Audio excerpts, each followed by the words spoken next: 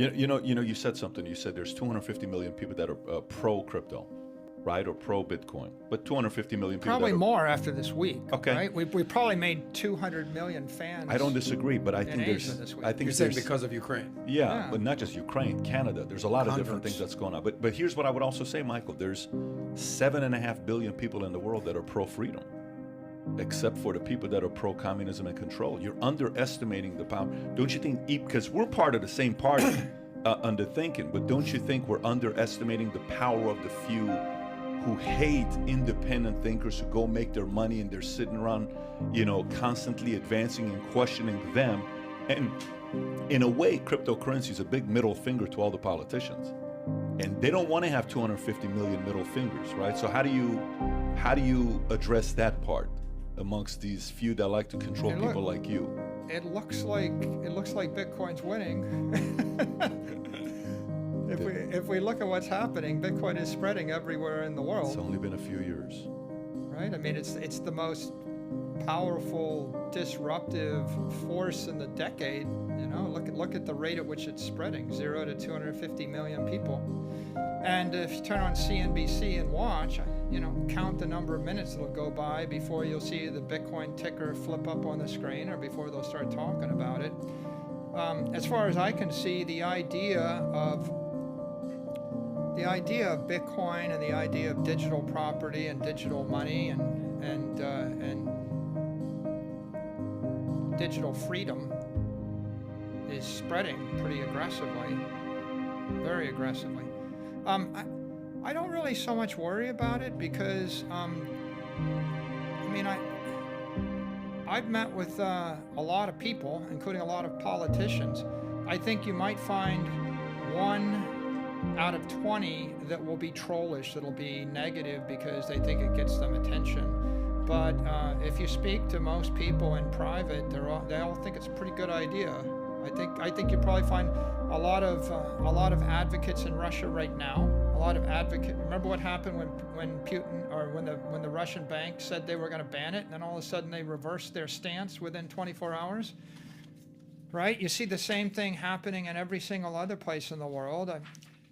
If you look at the Senate and Congress, there's the consensus in Congress right now is very pro-crypto, and it's very pro-Bitcoin. It's not anti. If you look at the administration is moving forward with guidelines that'll be beneficial to the industry. There is a schism between the institutions and the entrepreneurs, by the way. Like, for example, if JP Morgan can issue a stable coin, then the existing stablecoin issuers would view that as being competitive to them. So there's a lot of tension between institutions and entrepreneurs, and between states and federal government. But I don't think anybody disagrees with the idea that Bitcoin's here to stay and this is spreading. And so I'm not much worried about it. But look, you can choose to be pessimistic and say, oh yeah, well somebody somewhere will take it away because it's too good an idea. But what are you going to do, roll over and die? I don't think it's pessimism. You started your company Right. in '89, and you went public in '98. You got a $10 million deal with McDonald's in '92.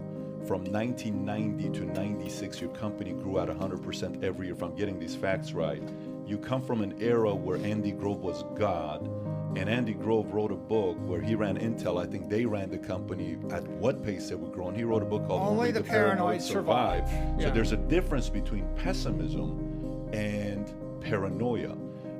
The paranoia from a few comes from supporting the cause of crypto. Nobody's sitting there saying, in so many ways, this makes sense. It's tough to argue this. Who doesn't want to not be controlled by the bank? I can't think of any time where a bank has been the low income, middle income, or the average guy's best friend. Who's ever liked the bank? I don't think any time anybody's ever liked the bank. The low to middle income and the rich, unless when the rich was just getting money without, what you're talking about with it's being printed. My skepticism is to be a little bit paranoid about what these politicians who sit around wanting their names to be on a bill and a law that can regulate, to brag about it. That's the only, paranoia that exists. And the rational response to that is go educate the world. So if you go to hope.com, Bitcoin is hope, Go to hope.com. There's courses and books and educational materials on Bitcoin. If you go to my website, Saylor.org, we've got a free Bitcoin for Everybody course. We've given it to tens of thousands of people. Why do you think I'm sitting here talking to you today? But I think it's a level above that, though. If I was arrogant and presumptuous, I'd just sit back and wait for the inevitable to take place. But I don't think we can sit back and wait. I think we got to go and speak with every politician, every influencer. We got to reach out to every community. You got to go on television. Go on CNBC, Fox, CNN. Bloomberg, and educate. Look.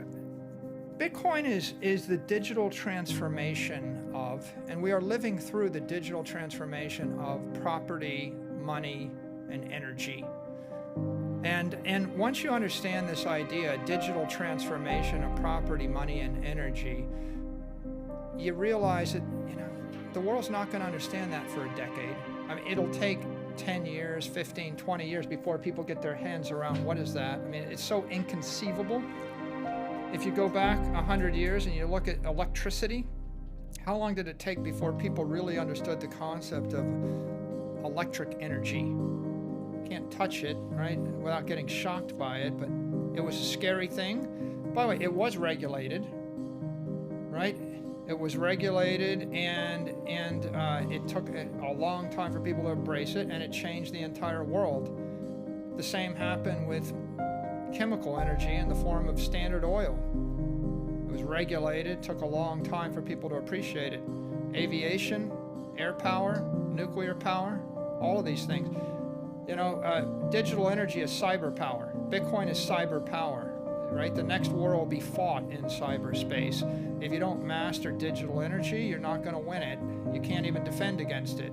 Most people haven't even figured this out right now, that digital energy is critical.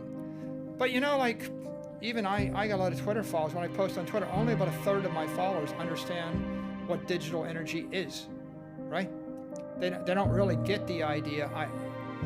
We have created a file which we can move at the speed of light on a layer 2 or layer 3 network, on an Apple Pay network or a WhatsApp network or any website that moves energy in a conservative fashion through cyberspace. For the first time in human history. That's a profound idea. They don't get it, right? If I have a digital music file and I send it to you and you run it through your headphones or you run it through a speaker, you can listen to music. If I take away the computer and I take away the headphones, is it still digital music? Sure it is, a digital music file, but you need to actually decode it and run it through a speaker with electricity for it to be digital music. That's profound. If I have a file as digital energy and it holds $1 billion in it, and I send it to you in Tokyo, and you run it through that decoder, and then you go and you buy $1 billion of electricity, or $1 billion worth of weapons, or $1 billion worth of buildings, I have moved digital energy through cyberspace. I have to decode it. It's a big idea. We never did it before, right? It's like putting something in orbit. Right? Everything's ballistic until it finally hits escape velocity, and then it orbits the Earth forever. And orbiting forever in orbit is a pretty big idea. That's what's going on here.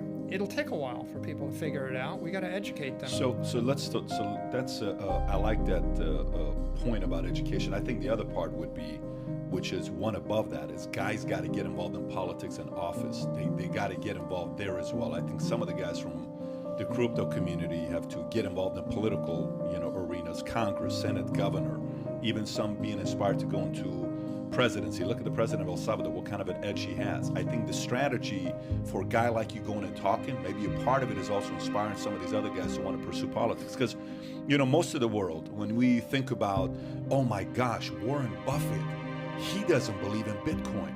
Oh my gosh, Bill Gates is against Bitcoin. Peter Schiff says Bitcoin's going to zero, which I believe you said in 2013 Bitcoin's going to zero. Well, you flipped. You started educating and getting a little bit more clear, and then you went to a different direction. Even Munger recently said, Charlie Munger said the following. He says, I wish it, and this was last week, I wish it had been banned 2 weeks ago. immediately, and I admired the Chinese for banning it. Can you imagine Charlie Munger, a capitalist, agreeing with China?